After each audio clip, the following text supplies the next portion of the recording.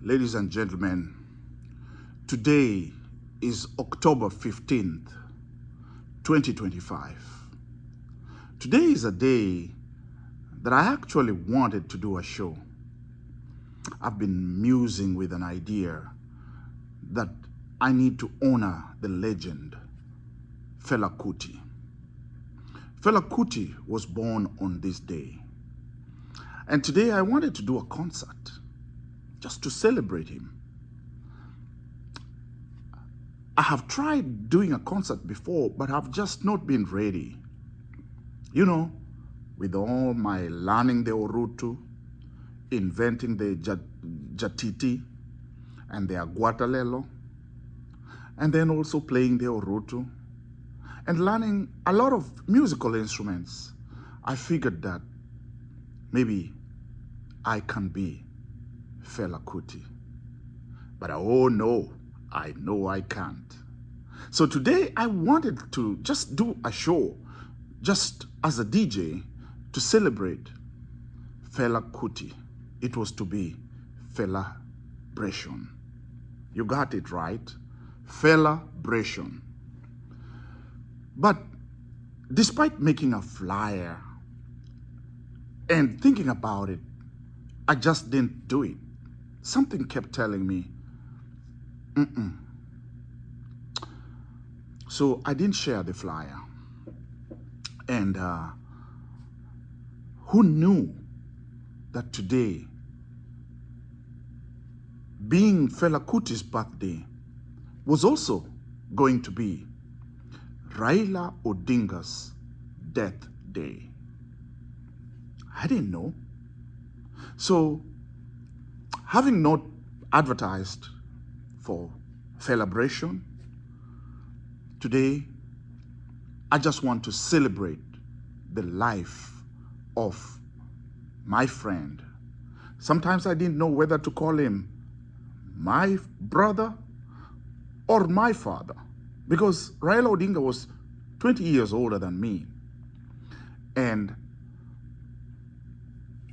essentially, he can qualify to be my father.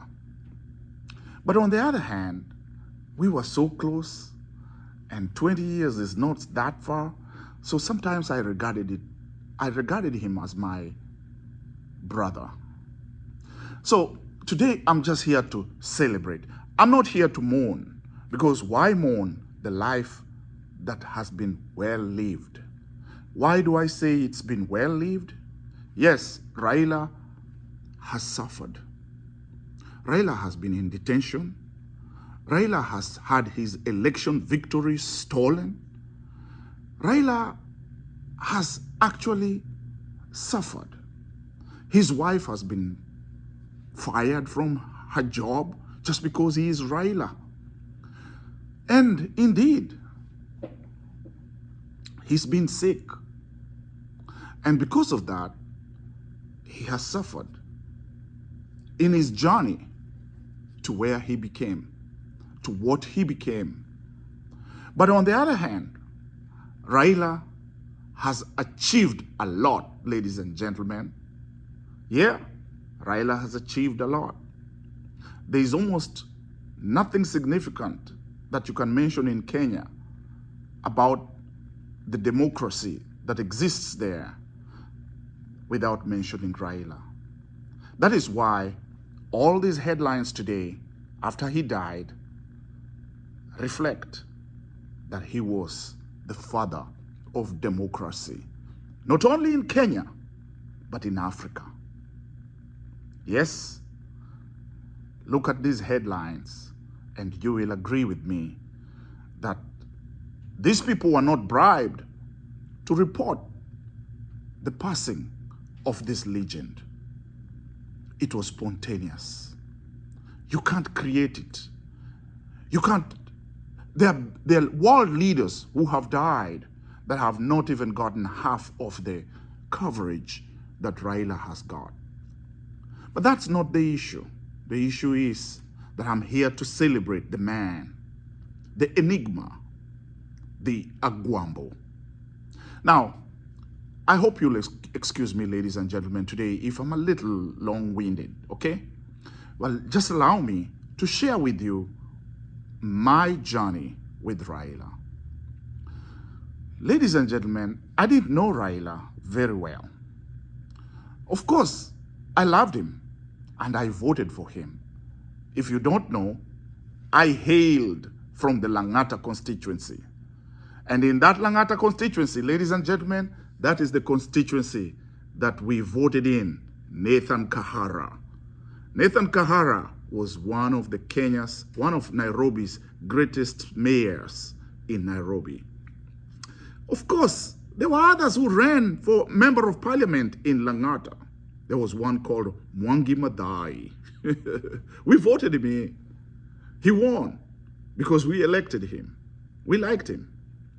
And then there were others that we didn't vote for. There was one called Omon. Omon. We didn't vote for him as member of parliament. He didn't win. But in that constituency came Raila Amolo Odinga. That was while his father was still alive. His father, Jaramogi Oginga Odinga, was trying to be president. And Raila, being humble, decided to try his luck there. Well, guess what? We voted him in. Now, ladies and gentlemen, later on in life, I need to tell you how I became close to this man. Obviously, he had tried, and I'm not going to repeat the history out there, how he vied for several seats for several times, the presidency. But in 2007, it dawned on me that presidential elections in Kenya were coming. And Raila was still lagging behind in popularity. Why? Because some considered him a Luo leader. In order to be president in Kenya, you must win in many areas. And we had 7 provinces then. And a law was made. The law, you correct me if I'm wrong, is that you had to win, I think, in 5 provinces. And then you had to get at least 25% in 5 provinces and then the rest. Anyway, I'm not going to go into that history because I'm not good at it. It's not in my fingertips. But Raila needed to cross over from being a Luo leader to being a national leader. And because I'm out of Kenya and I'm here in little Tallahassee, Florida, which is the capital of Florida. And Florida, ladies and gentlemen, is a state in the United States of America. I figured maybe if we bring Raila here and attract national attention and international attention, it could prop him up. And maybe some Kenyans somewhere in Changamwe, somewhere in Lamu, somewhere in Turkana, or Mandera, or Garissa, or Tabo, or Chepalungu, or even Kiambu, they would probably hear about him. And if they had never taken a second look at Raila, maybe they will. Because we needed that name and the liking to transcend beyond Luo land. And so I figured that maybe if I can get Raila here, it will do it. But how was I gonna get Raila? I didn't know him well. I had to get to his inner cycle. And the inner circle, I didn't even know. So I reached out to one of my friends in Georgia, Joseph Ochieng Owoho. And I asked him, my brother, can you get me Raila? And that was after I met another guy here in Tallahassee who had started some organization called Tallahassee and African Sister Cities Coalition. This small organization was just an African-American history professor who wanted also to get the limelight, because he had figured that the February that they celebrate African American History Month was originally supposed to be African History Month. But when the legislation was written here in America and it went to Congress, they made it African American History Month. So Dr. Butler was trying to lobby and he made this organization so that the month of March could be recognized as the African Awareness Month. So he had this organization called Tallahassee and African Sister Cities Coalition that he wanted to get the limelight. But how will he get the limelight if he doesn't bring an significant African person for him to be known that he's legitimate, that he can advance the ideals of his organization?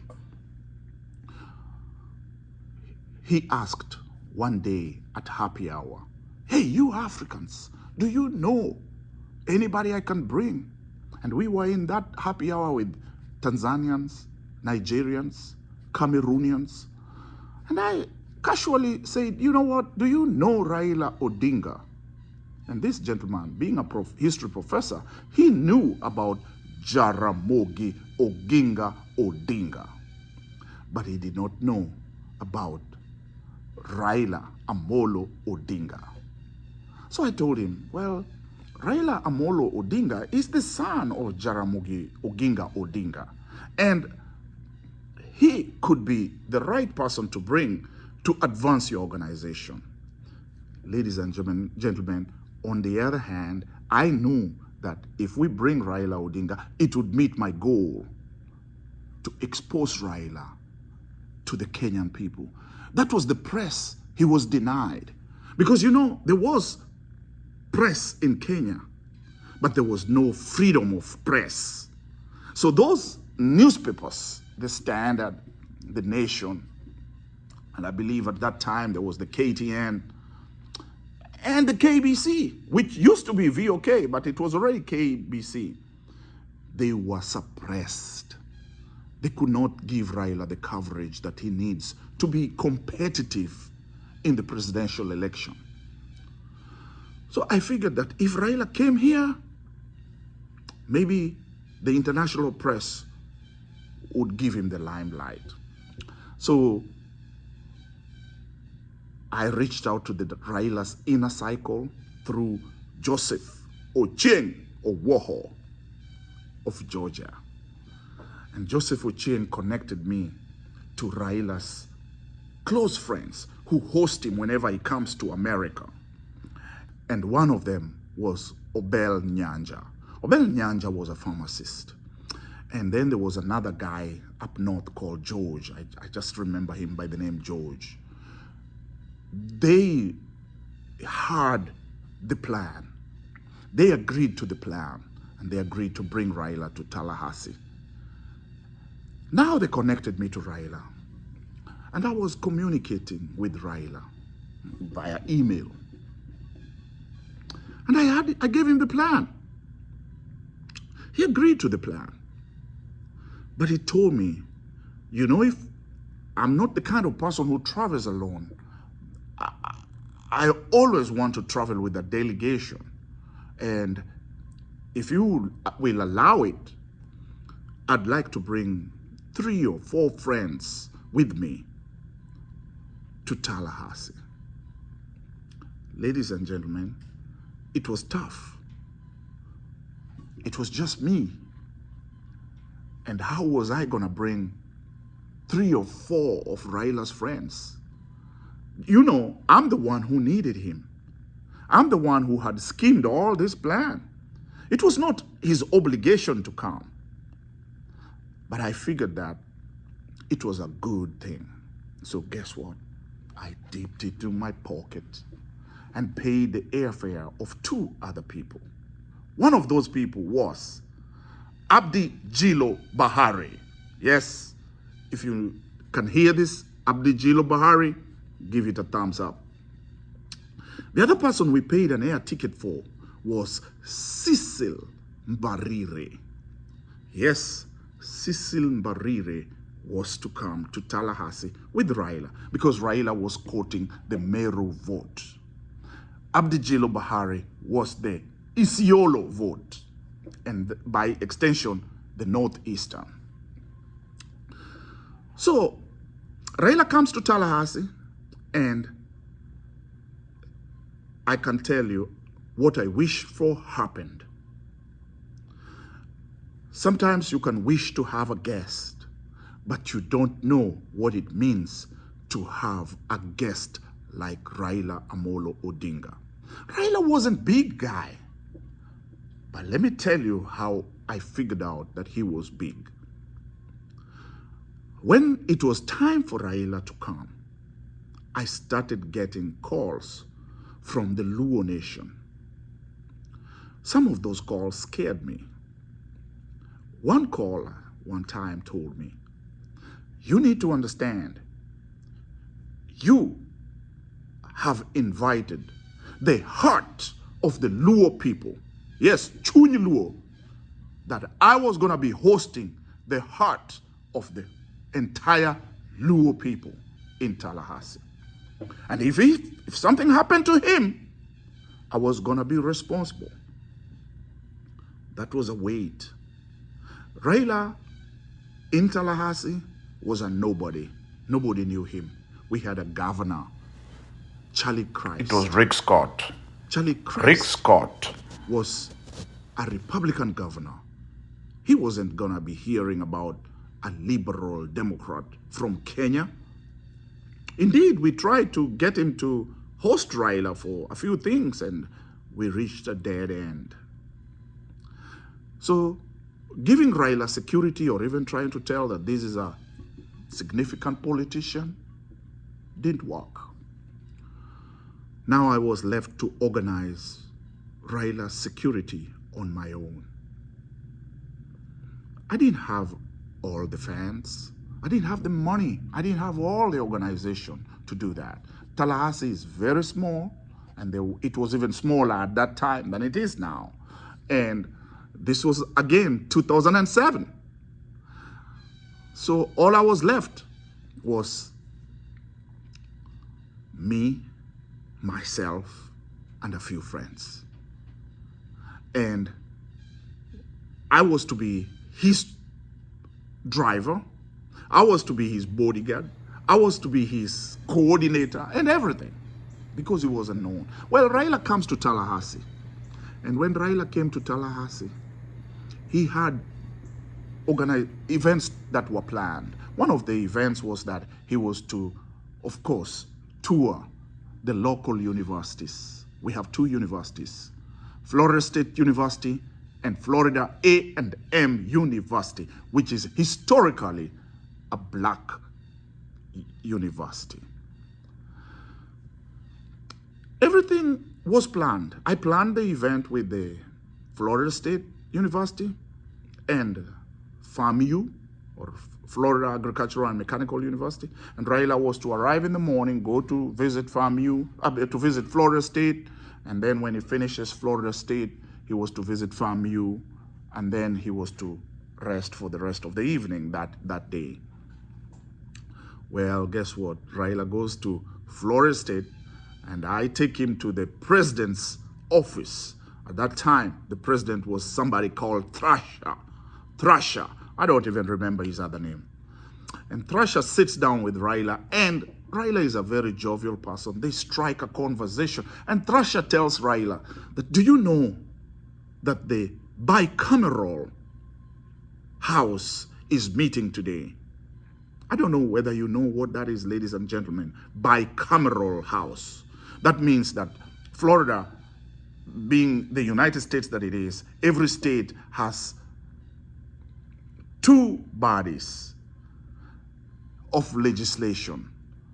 That is the House of Representatives and the Senate. Yes, there is a national House of Representatives and the Senate. That's in DC.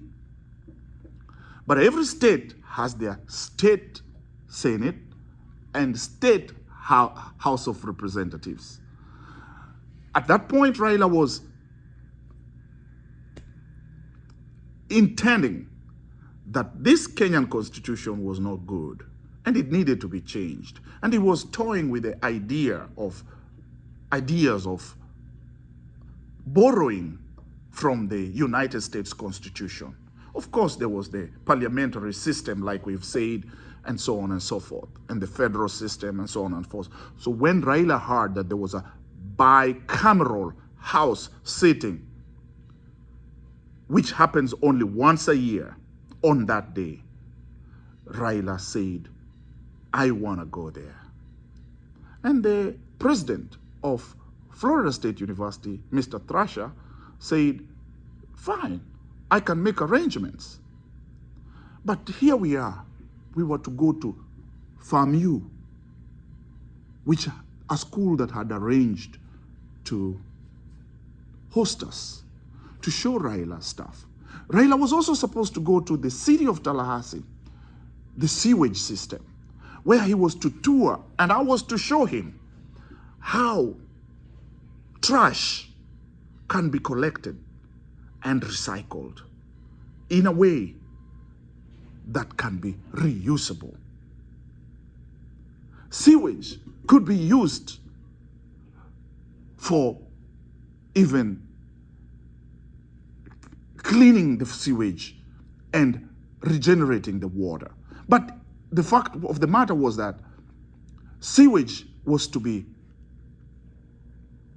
evaporated in fields such that that sewage does not go to cause damage somewhere else. Raila was to do that as well. I had arranged that.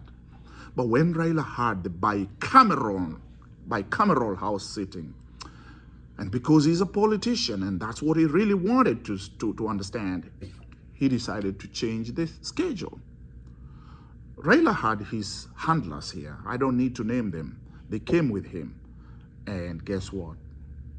Our plans were crushed.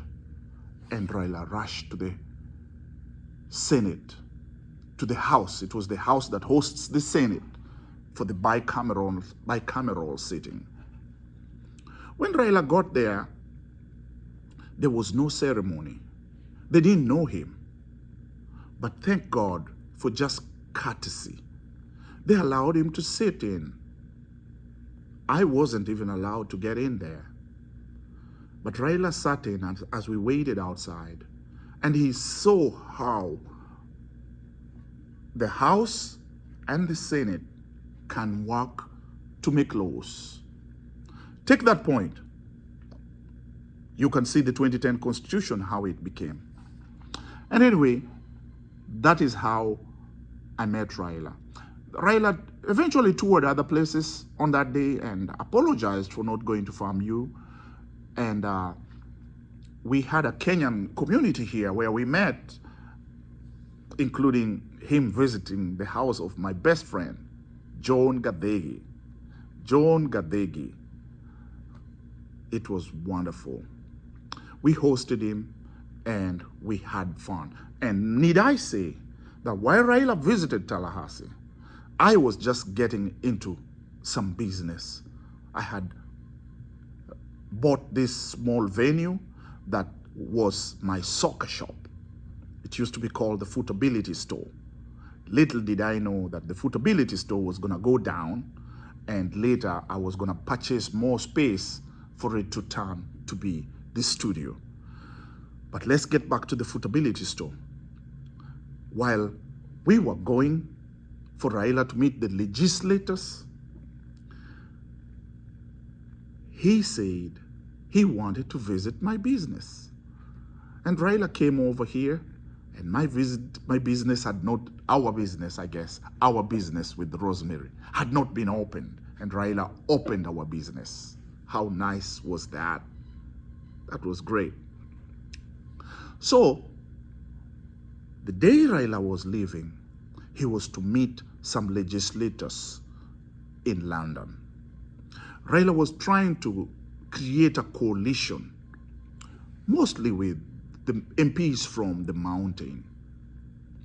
Do you know that the politics made them snub him in London? when Raila arrived in England, he was alone. And by the way, remember I paid for the air tickets of two other legislators, Abdi Jilo Bahari and Cecily Mbarire. Only Abdi Jilo Bahari showed up. Cecily Mbarire never came.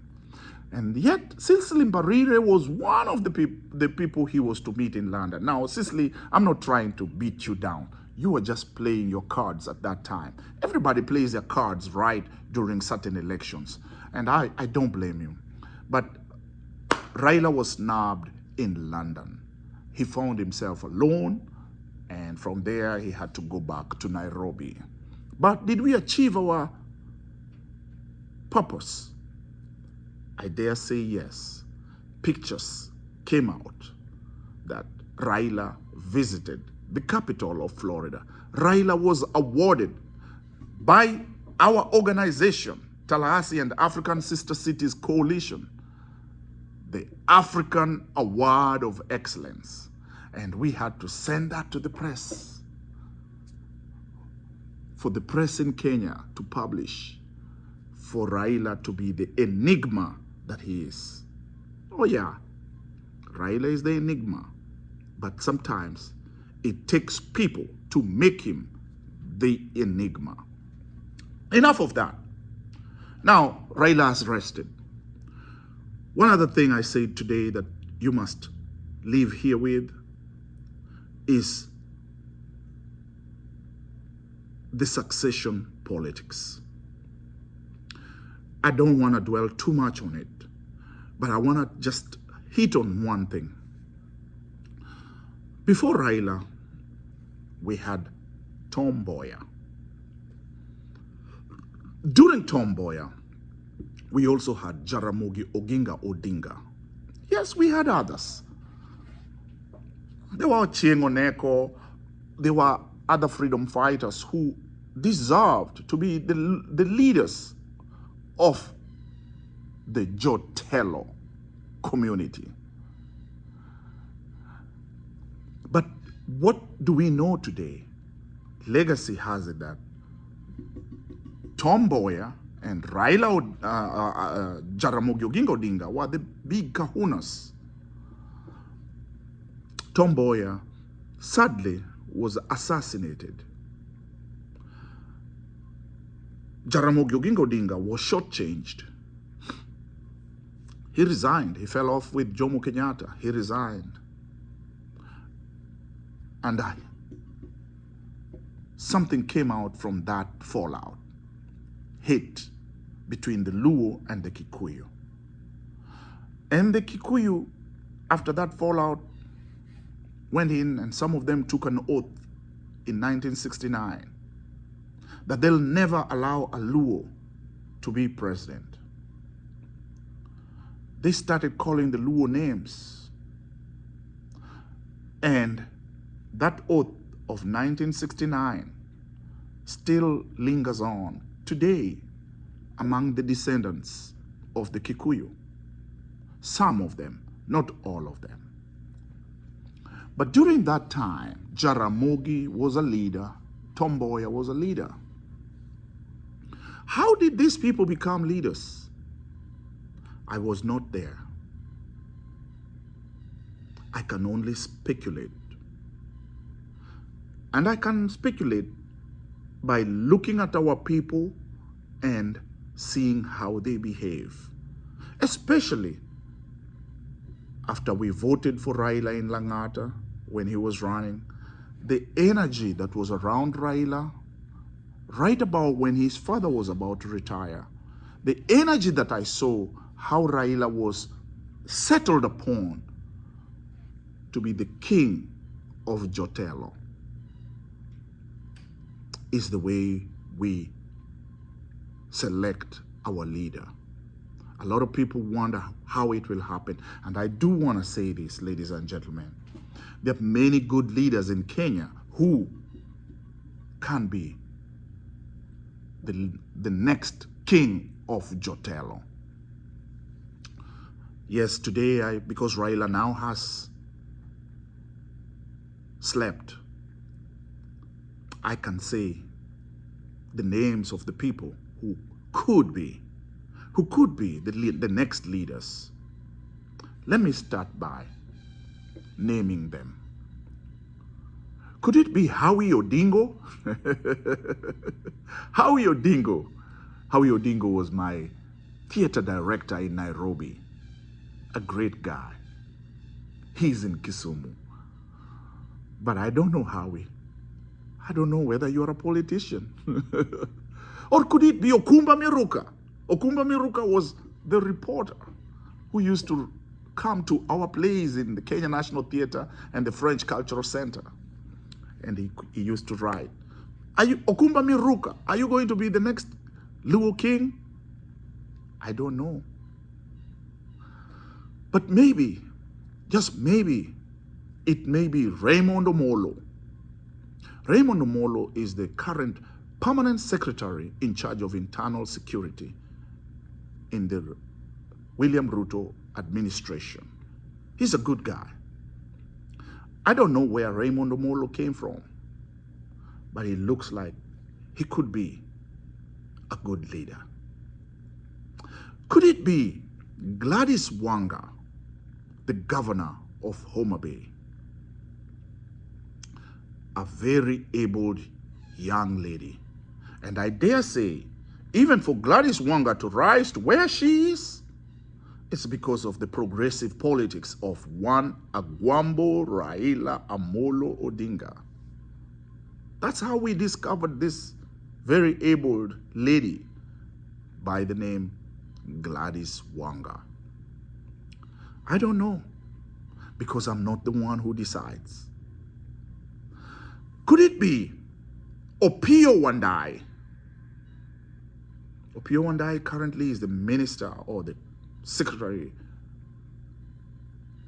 of energy in Kenya. A very eloquent guy, very nice, likable guy. Can be the leader of Jotelo. Or is it going to be Junet Mohammed, Raila's real good friend, darling, confident? You know, Junet Mohammed was the only one that Raila took when he went to shake hands with Uhuru Kenyatta. Junet Mohammed, as you can hear, the name is not really Luo, but Junet Mohammed is an indigenous Kenyan who settled in the Luo area. And we accept anybody to be one of us. If you decide you're coming to buy property in Luo land, you will become one of us. Okay? So Junet Mohammed is very capable of being the next king of the Luo. Or is it going to be John Mbadi? Oh, John. Young John Mbadi. Very eloquent. If you give John Mbadi a mic and you tell him speak in the Luo, he will talk your leg off. Just like Raila can do that.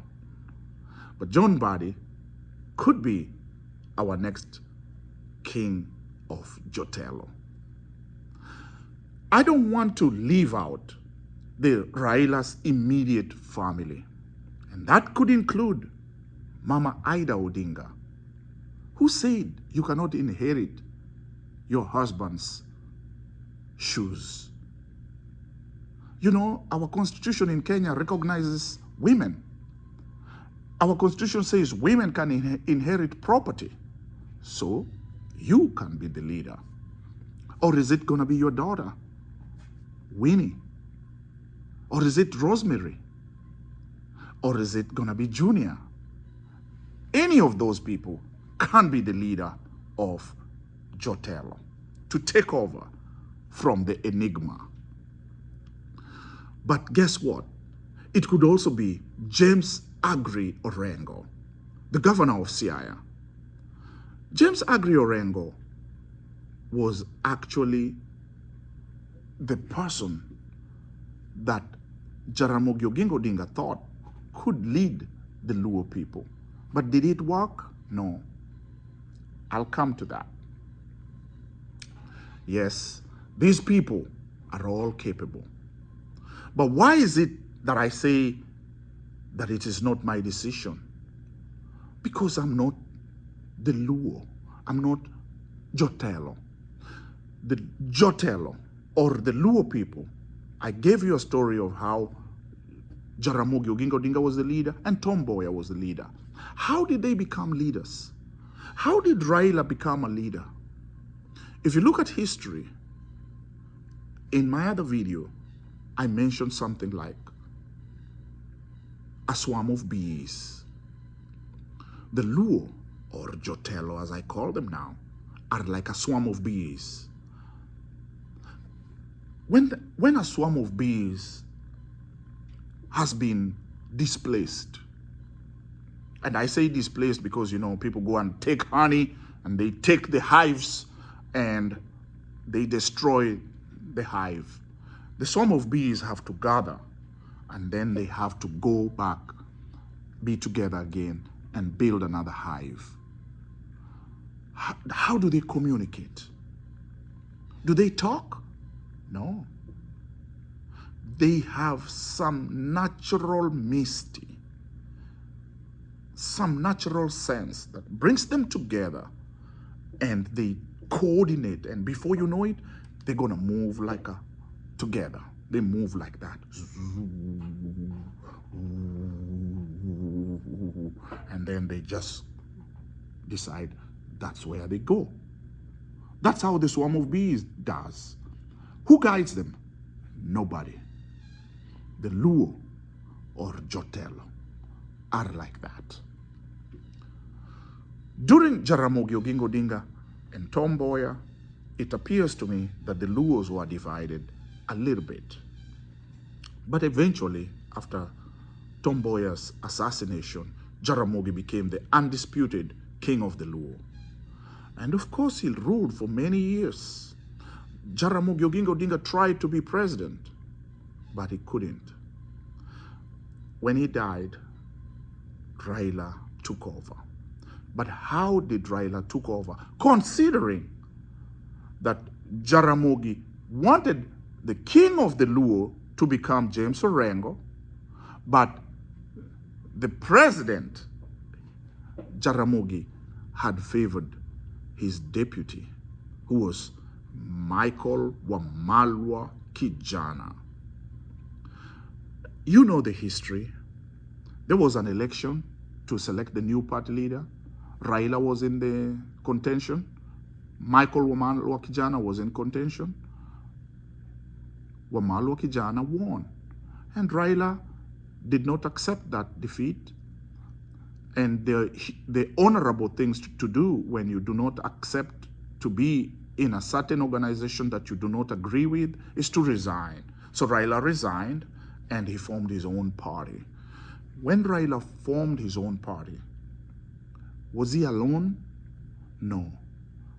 Did the bees that are Jotelo follow him? They all decided. They followed him. Did Raila tell him, follow me, I'm the king of the Luo? Has Raila ever said, I'm the king of the Luo? Never. Has Raila ever claimed to be king of the Luo? Never.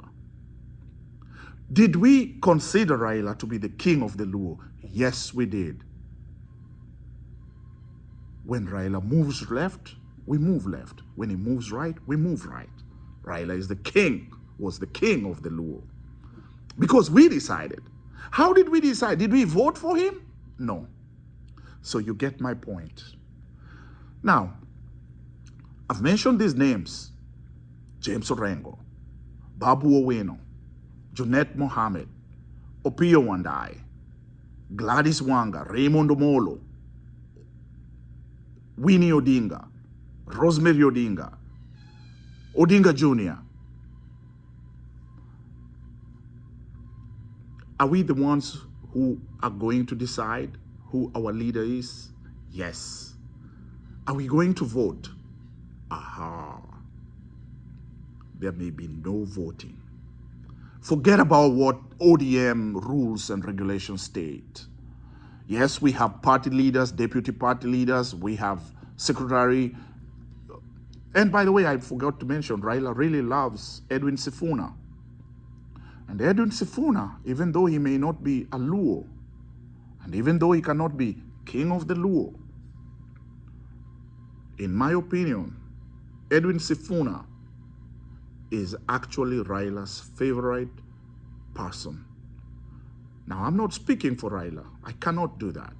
He did not tell me that. But I'm a grown man who can study emotions, body language, gestures, intentions that are written or spoken or whatever. My observation of how Raila loved Edwin Sifuna tells me that Edwin Sifuna could be one of the people, or could be the one that Raila thought can take over from him as a national leader, even to be a presidential candidate or party leader. But that doesn't mean that Edwin Sifuna can be king of the Luo. King of the Luo will be decided not by Raila, but by the people. And how will these people decide? Ask the bees. Ask the bees how they decide who is their king, who is their queen. You know, technically the bees have the queen. But who will be the king of the Luo or Jotelo? Jotelo will decide. How? It will happen spontaneously, because it could be even Kasmuel Makoure. Because think about it. Kasmuel Makoure is a Gen Z, and Raila quelled the Gen Z fight. And Kasmuel Makoure, Raila liked him. And in my opinion, honestly, if you ask me, even though a lot of people like Babu Owino, who seems to be a natural, but it appears to me that Babu Owino, though destined for greatness, even to be the governor of Nairobi, his time to be the Luo king may not be now. And the way Raila liked Kasmuel Makoure, and the way Raila is a progressive, maybe Raila wanted us to have a young leader who can stay longer. There's no reason to give us a leader who is already old, and therefore we will be faced with another hard decision to make very soon, because death is a promise. Everybody is going to meet it. And as to those who are criticizing Raila for dying in India, where will you die? Do you know? Have you decided that you will die in Kenya? Is that where you think you'll die? You don't know. Some of you may die in Uganda. Some may die in Tanzania. Some may die in Kenya indeed. You don't choose where you're going to die, because you don't know when the call is going to come. Jack the Ripper comes when you're not expecting it. The issue is that, are you ready? And I'm so glad that Raila is ready. Raila actually has even chastised us, Jotelo, for making funerals a very laborious process that leaves the families broke. There's no reason for funerals to be laborious and even cause a lot of accidents while people are traveling. Make them short and quick, because there's nothing else. The body has gone. The spirit can live forever. Celebrate life. Don't dwell on sadness and issues about grief and all that. If a person has lived the life well, celebrate them. Ladies and gentlemen, I don't know what else to tell you, but I received the news today that I lost my friend, Raila Amolo Odinga, somebody I cherish very much. Because when Raila was even here in Tallahassee during that time, we talked and ideas came. Ideas were flowing. One of the things we talked about that I forgot to tell you was Africa. Raila loves Africa. And Raila had big plans for Africa, not just Kenya. And we wondered, how can we unite as a country? Raila was so mad at our forefathers who did not agree on the African unity. And he lamented that it just needed a few more people for Africa to be African United States. But it didn't happen in the Organization of African Union, or was it AU? When Raila was in Tallahassee, we talked about it, how we can begin the steps to unify Africa. And those steps were perhaps to unify currency, to break down the borders so that Africa can trade with itself, to create a market whereby you can sell your goods anywhere in Africa. Indeed, it was after Raila left that I tried to build a website which was going to be a market like Amazon. I called it Isorite. And I needed you to prescribe so that we can sell goods everywhere in Africa. It struggled, it's still struggling, but that's an idea that we discussed with Raila.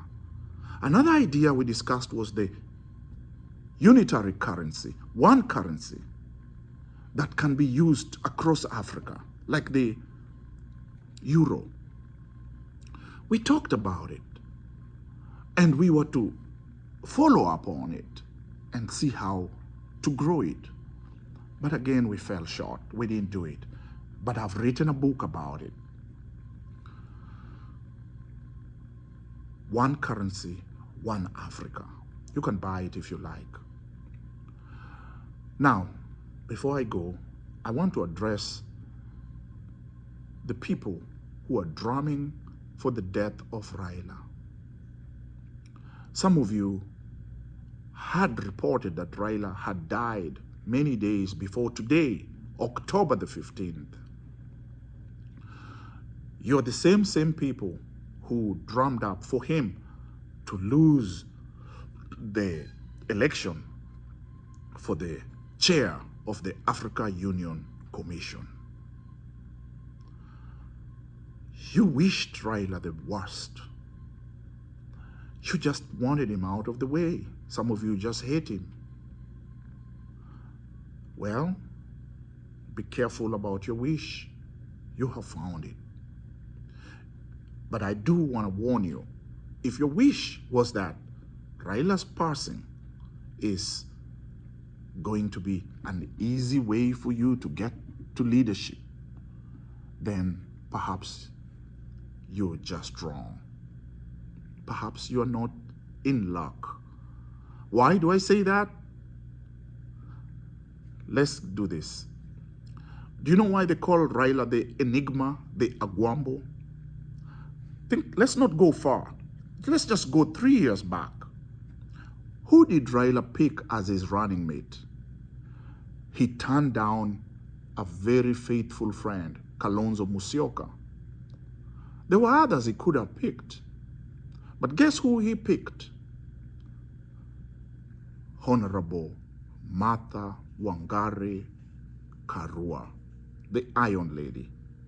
The same Iron Lady who was so opposed to him being president in 2007.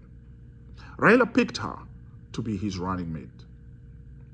And when Raila picked her, some of you withdrew his votes from him. And you went, even discarded the advice of Uhuru Kenyatta to vote for Raila. And you went and voted for Ruto. Did Ruto win? I leave that to another day. But guess what? If only you had voted for Raila, today, Martha Karua would have been sworn in as the first female president of Kenya, of the Republic of Kenya. Martha Karua, Martha Wangari Karua, Iron Lady, was to be sworn in today as the first female president of the Republic of Kenya. So you see, when I tell you, be careful what you wish for, you may get it. And in this regard, I'm telling you, you may think that Raila, the enigma, is gone. Yes, his body is gone, but his spirit will never leave. Look at the newspapers. Look at how he spontaneously brings love. And look at how he has brought the Luo people together. And these Luo people right now are supporting Ruto. Maybe all it will take is to have another Luo person. And maybe this second Luo person now will not only be just, Raila said he wasn't in government, he was broad-based, whatever. But the next Luo king may be just tougher than Raila Amolo Odinga. Raila Amolo Odinga had an easy heart. You steal from him, he embraces you. You call him names, he embraces you. He forgives you. But we don't know what the next Raila Odinga is going to be. The king of the Luo. If it's going to be Kasmuel Makoure. If it's going to be Babu Oweno. If it's going to be John Badi. If it's going to be Opio and I. If it's going to be Junet Mohammed. Or is it going to be Gladys Wanga? Or Raymond Omolo? Or Okumba Miruka? Or Howie Odingo? And of course, I wish it could be Mama Odinga, Winnie Odinga, Rosemary Odinga, or Junior. Whoever it's going to be is going to be the next king of Jotelo. Ladies and gentlemen, I send my condolences to the family of Raila Amolo Odinga, and I tell them, cheer up. He lived a life full. He achieved so much. He made Kenya a better place, so much better. That is why he's being celebrated across the world as champion of democracy. Not just for Kenya, but for Africa. Let that sink in. Rest well, my brother, Agwambo. Cheers.